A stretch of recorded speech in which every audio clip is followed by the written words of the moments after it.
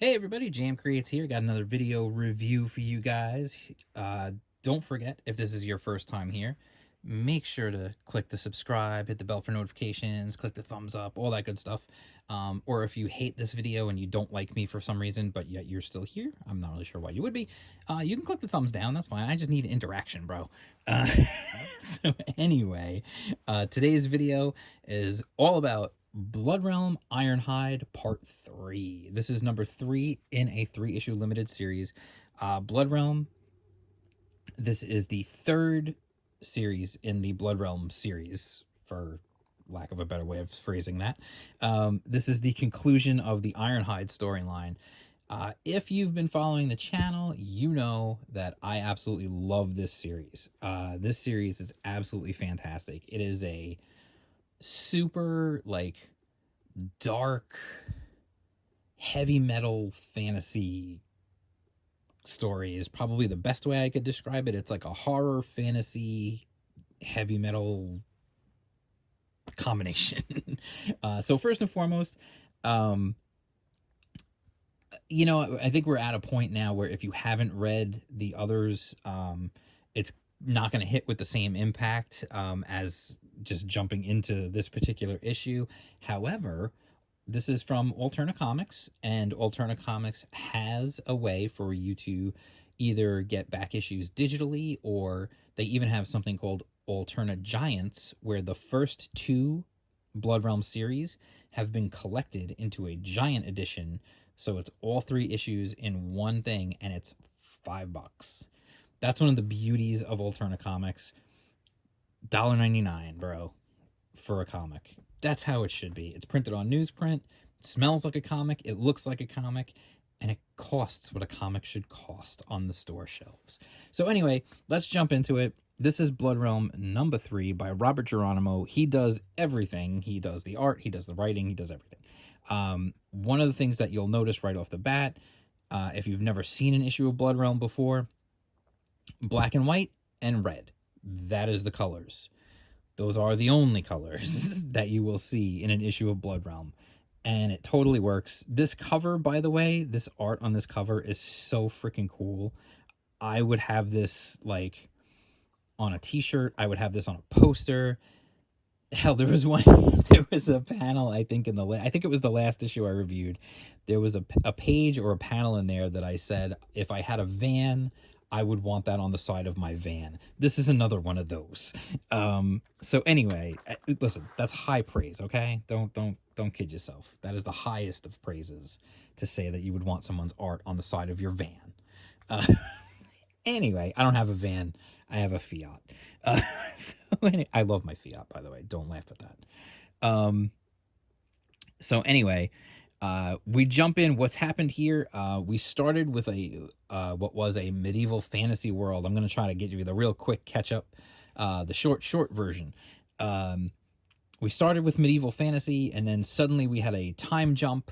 A character, this guy right here, Morvel, was dead. He was the head of the iron. He was the leader of the Iron Wolves. He was dead, and then he came back, and suddenly it was like the future, and there was this mixture of technology and magic and all kinds of crazy stuff going on. And in the last issue, he was leading an attack on the archdemon Targanus's fortress. So here you go. This is, you know, it turned, it's the craziest thing.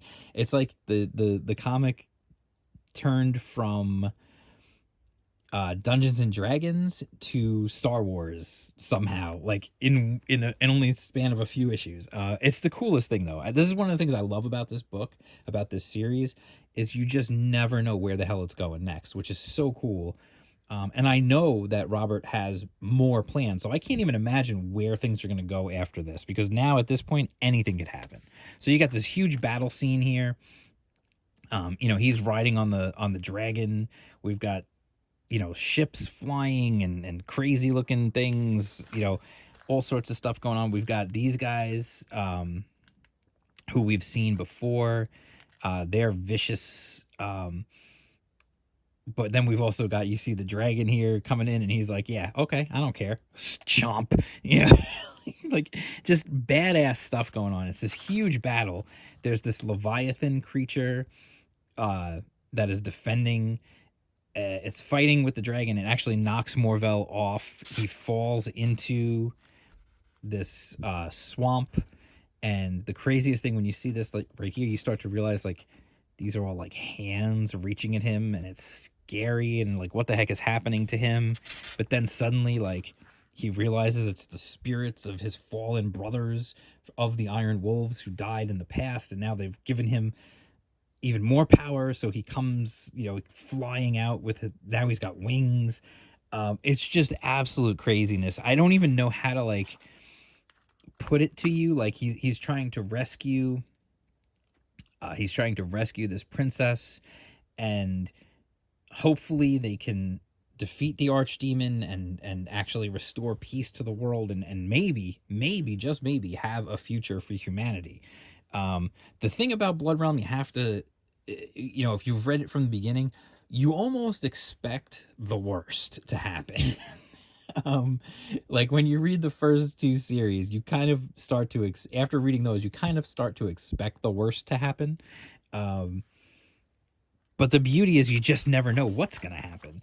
And there's just callbacks to previous issues, things that you learned. You start to learn even more about the past.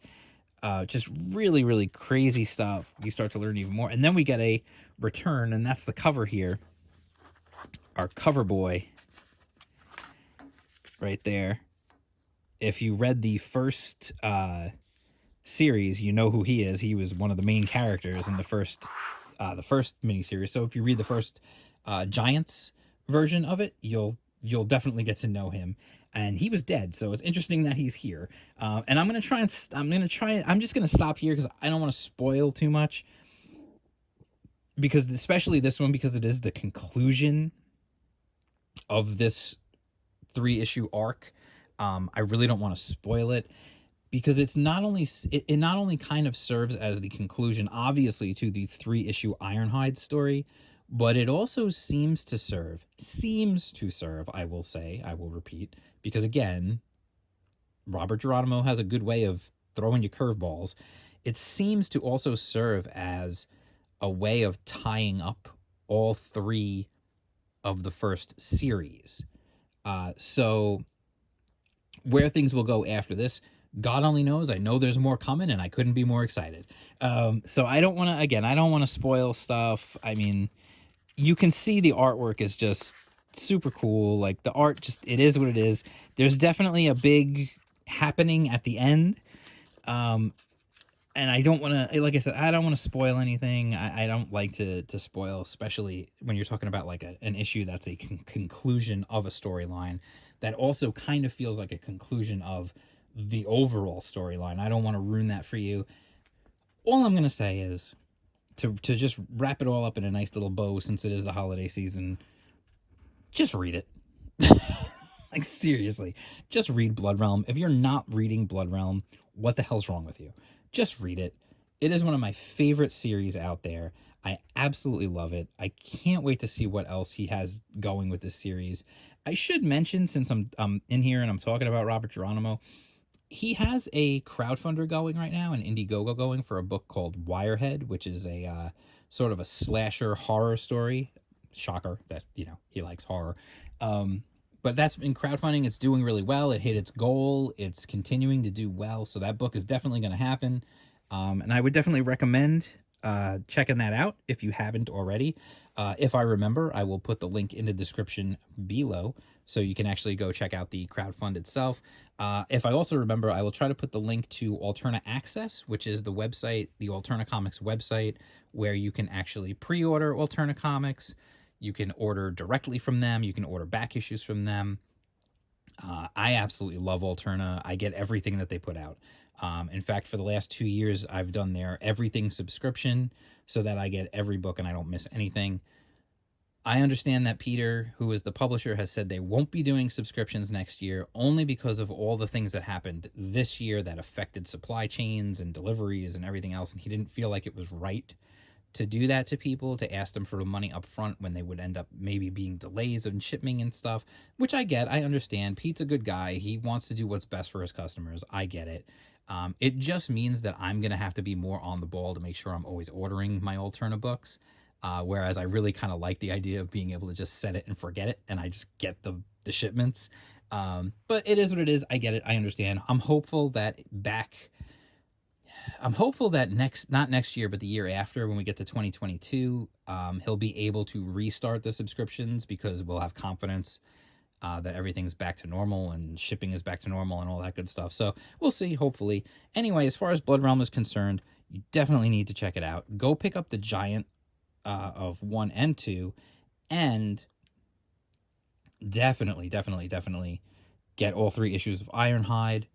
You don't want to miss this. This is one of the best indie books out there today. Honestly, it truthfully is. You talk to anybody who reads it, and they're going to tell you how much they love it. I have yet to hear anybody say that they don't like this book. Honestly, truthfully, everyone I've ever spoken to, when we get to talking about Blood Realm, it's nothing but raves and praise and excitement. So I hope I've conveyed that to you. Definitely check it out. If you like this video, hit the thumbs up. Make sure you like and subscribe and all that good stuff. Send me presents for Christmas. No, you don't have to do that. I'm just joking. So anyway, I will talk to you guys again soon, and IndieComicsUnderground.com. Peace out.